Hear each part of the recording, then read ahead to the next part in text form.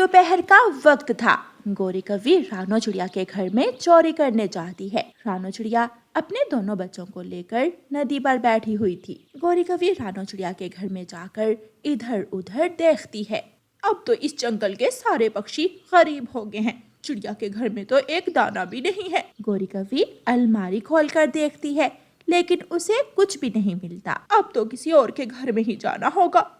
गोरी कौवी खाली हाथ ही चिड़िया के घर से निकल जाती है और उड़ती हुई सीधी कबूतर के घर में जाती है। वो कबूतर का सारा घर देखती है, लेकिन कबूतर के घर में भी दाना नहीं था। थक हार कर गोरी कौवी अपने घर चली जाती है। कुछ लाई हो चुरा कर या नहीं? सब भूखे हैं, किसी पक्षी के घर में से भी दाना नहीं मिला। मैं चिड़िया के घर गई, मैं बुलबुल और कबूतर के घर भी गई, लेकिन मुझे वहाँ से भी कुछ नहीं मिला। तो फिर मुझे आज रात मिठू राजा के घर में ही चोरी करने जाना होगा। राजा जी के घर में चोरी? ये तो बहुत मुश्किल काम है कालू जी। मुश्किल है तो क्या हुआ, मैं तो आज रात राजा जी के महल में ही जाऊंगा। ऐसे ही रात हो जाती है और कालू कौवा अपना चेहरा छुपाकर मिठू राजा के महल में जाता है। उल्लू संतरी महल के दरवाजे पर बैठा सो रहा था। उसका फायदा उठाकर कालू कौवा मिठू राजा के महल में दाखिल हो जाता है। कालू कौवा ढूंढता हुआ महल की रसोई तक पहुंच जाता है और एक बोरी में अनाज डालने लगता है। कालू कौवा मिठू राजा की रसोई से अनाज की बोरी भर लेता है और बोरी अपने सर पर उठाकर वहां से निकलता है। जाते हुए कालू कौवे का पंख एक कांच के गिलास से टकरा जाता है और कांच का गिलास गिर जाता है। आवाज सुनकर मिठू राजा जल्दी से वहां आ जाता है।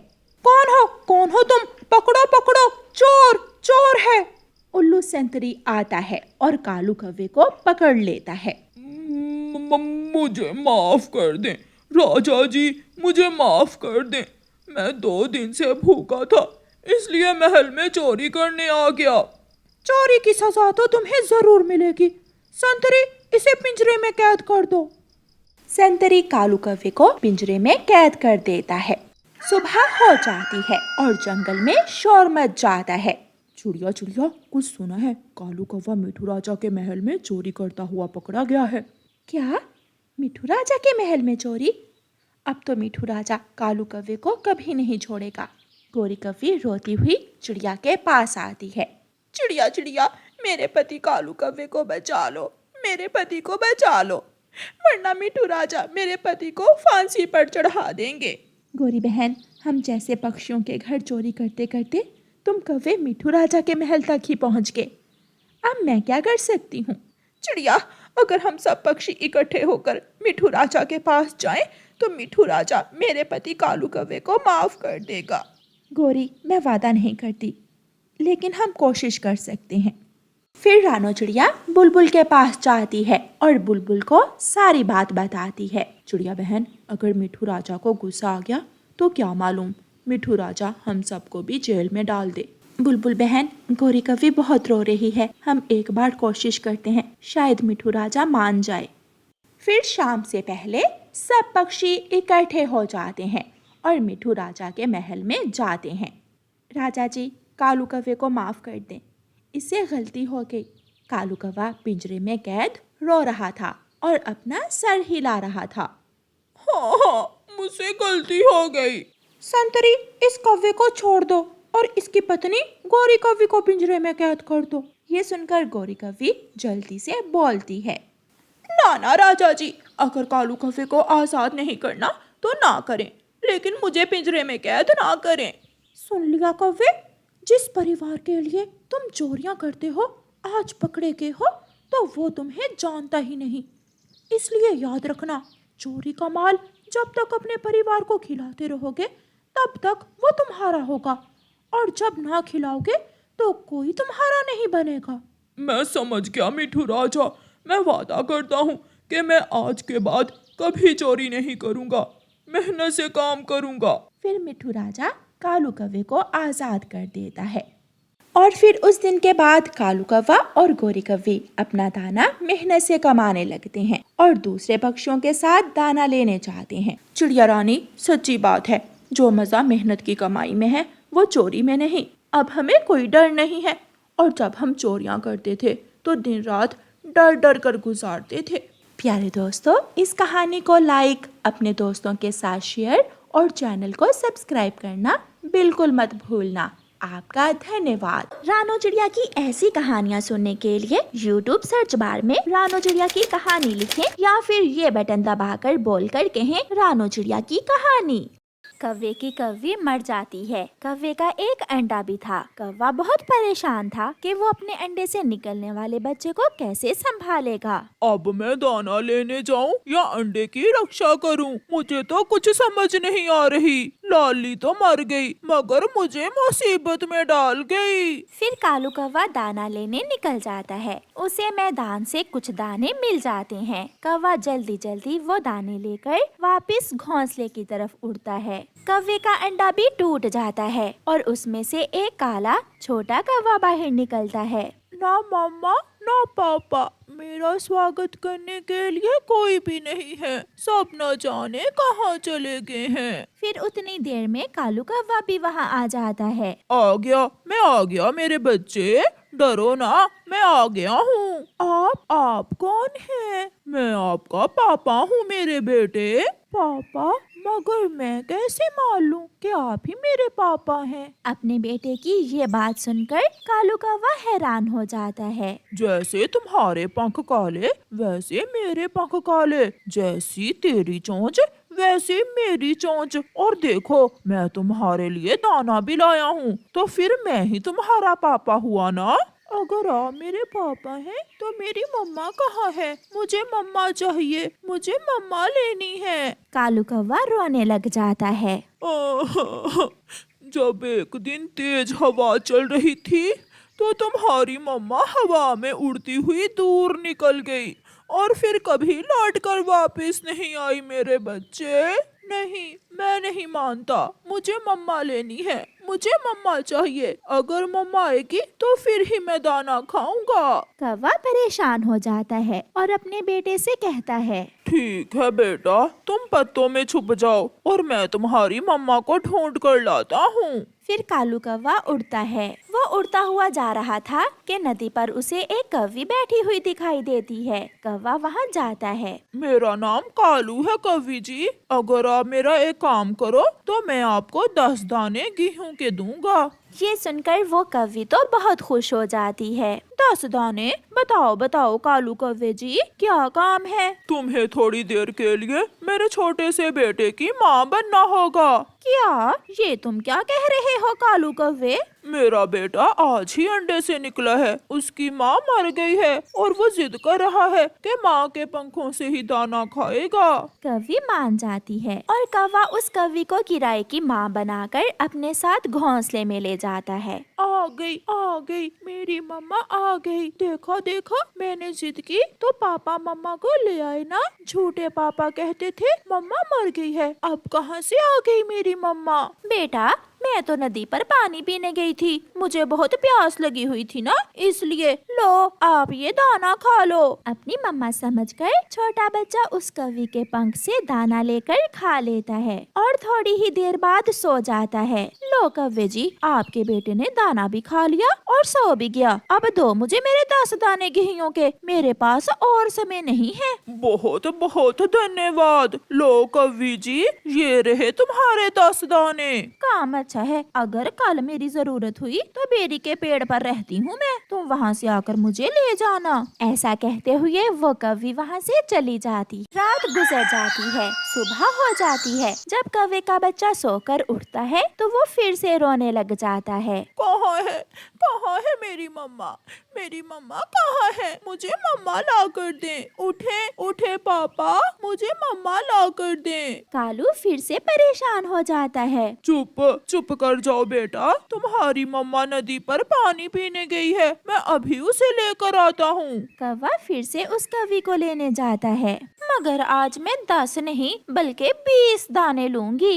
ये तुम मुझे ब्लैकमेल कर रही हो, ऐसे मेरी मजबूरी का फायदा ना उठाओ। बहुत मुश्किल काम है किसी की मम्मा बनना। फिर कौवा मान जाता है और 20 दानों में गोरी कौवी ले जाता है। ऐसे ही दिन गुजरते गए और कौवा हर रोज जब भी अपने बेटे को भोजन खिलाना होता तो उस कौवी को ले आता। फिर एक दिन कौवा फैसला करता है, अब मेरा बेटा रोए या हंसे, मैं और दाने नहीं बांट सकता। अब मैं उस कौवी को नहीं लाऊंगा। कौवे का बेटा बहुत जिद करता है मगर कौवा चुपचाप बैठा रहता है। पापा पापा, मम्मा आएगी तो मैं फिर ही दाना खाऊंगा। नहीं खाने तो ना खाओ, आज वो नहीं आएगी। एक चक्कर के 20 दाने लेती है तुम्हारी किराए की मम्मा मुझसे। अभी तक कालू कौवा क्यों नहीं आया? मेरा तो उस बच्चे से मिलने को बहुत दिल उदास है। फिर वो कौवी खुद ही कालू के घोंसले की तरफ आ जाती है। कालू कौवे जी, आज क्या हुआ? आज आप मुझे लेने ही नहीं आए। बच्चा कौवी से लिपट जाता है। मैं अब तुम्हें दाना नहीं दे सकता। आखिर कब तक मैं तुम्हें दाना दे दे कर अपने बेटे को दाना खिलाऊंगा? कालू कौवे जी, एक बात कहूँ, बुरा तो नहीं मनाओगे?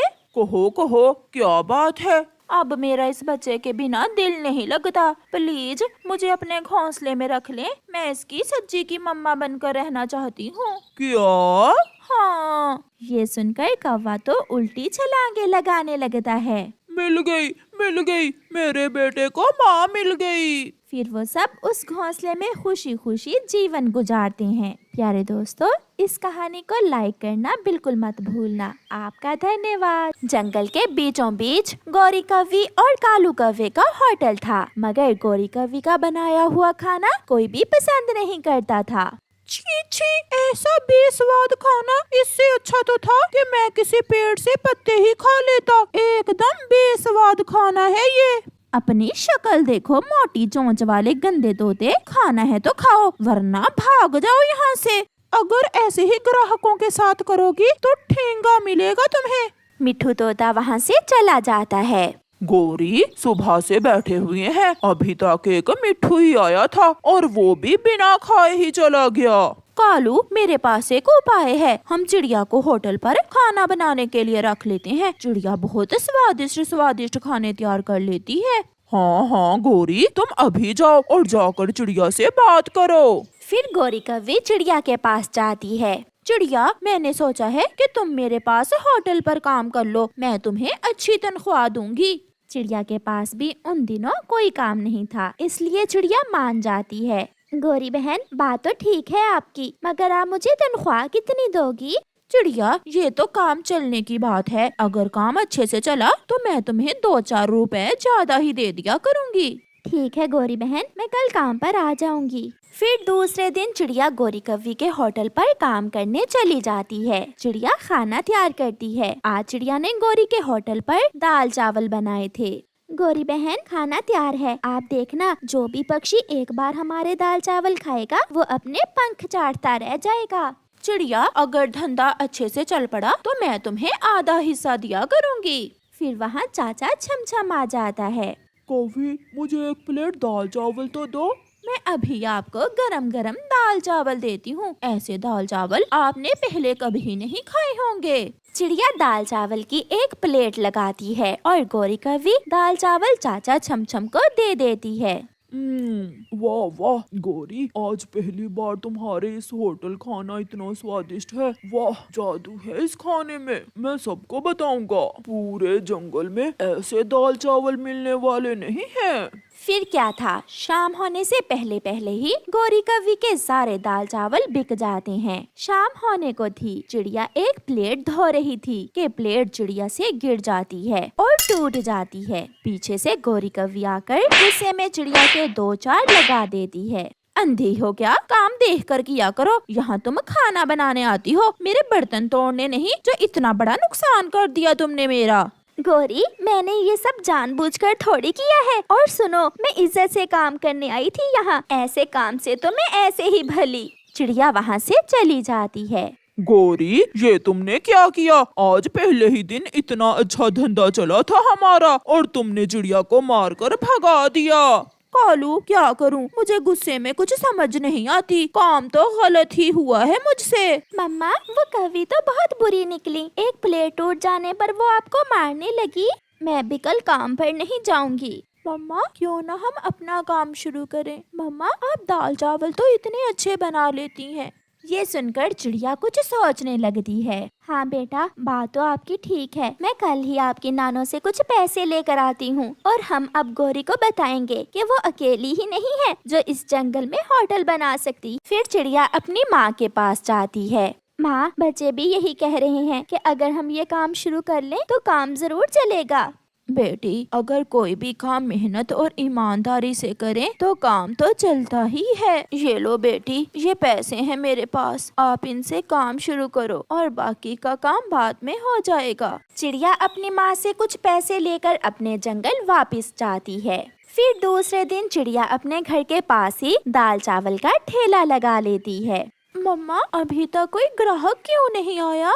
बेटा, अभी कौन सा किसी को पता है कि हम यहाँ दाल चावल बेच रहे हैं। जैसे जैसे पक्षियों को मालूम होगा सब आएंगे तो हम बताएंगे। मम्मा, मैं और कुकू भाई बताएंगे सबको कि हम दाल चावल बेच रहे हैं। फिर कुकू और गुड़िया उड़ते हैं। वो पूरे जंगल में आवाज लगाते हैं। मेरी मम्मा के दाल चावल, जिसने भी खाने हो हमारे घर के पास आ जाए। स्वादिष्ट स्वादिष्ट, बहुत स्वादिष्ट दाल चावल हैं हमारे। बड़ी प्लेट 20 रुपए, छोटी 10 रुपए। थोड़ी ही देर बाद चिड़िया के ठेले पर पक्षियों की भीड़ लग जाती है। चिड़िया चिड़िया, मुझे एक बड़ी प्लेट दो दाल चावल की। मुझे भी। ऐसे कुछ ही देर बाद चिड़िया के सारे दाल चावल बिक जाते हैं और उन्हें अच्छा मुनाफा होता है। दूसरी तरफ गोरी और कालू कौवा बैठे मक्खियाँ मार रहे थे और चिड़िया को देख देख कर जल रहे थे। कालू, लग रहा है अब हमें चिड़िया के पास जाकर बर्तन ही धोने पड़ेंगे। प्यारे दोस्तों, इस कहानी को लाइक करना बिल्कुल मत भूलना। आपका धन्यवाद।